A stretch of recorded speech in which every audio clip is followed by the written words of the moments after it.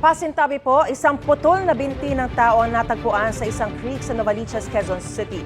Posible raw na inanod lang ito roon sa kasagsagan ng ulan dahil wala naman daw naiulat na nawawalang tao sa kanilang lugar. May unang balita si James Agustin. Tumambad ang isang putol na binti ng tao sa creek na ito sa barangay Bagbag, Novaliches, Quezon City, mag-aalas 6 kagabi.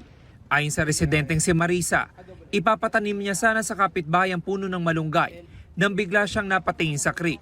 Nakita ko may paang nakasabay na kaganon.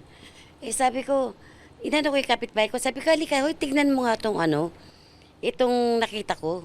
Tinignan niya, ay, oo nga pa. Tapos yun, may dumaan ng mga tao, nakiusyoso na sila. Ako natakot ako. Nung tinignan ko hindi na ako bumalik. Isang tricycle driver na napadaan sa lugar ang nag-report ito sa mga taga-barangay. Yung buong papo na nakita namin, parang palagay namin hindi na po ngayon lang naanod.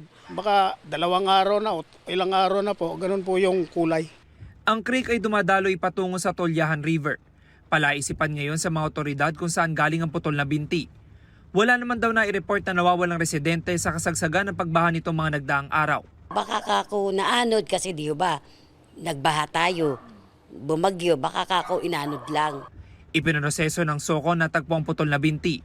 Patuloy ang isinasagawang investigasyon ng QCPD at nakipag-ugnayan na rin sila sa mga kalapit na barangay. Ito ang unang balita. James Agustin para sa GMA Integrated News.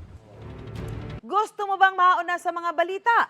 Mag-subscribe na sa GMA Integrated News sa YouTube at tumutok sa unang balita.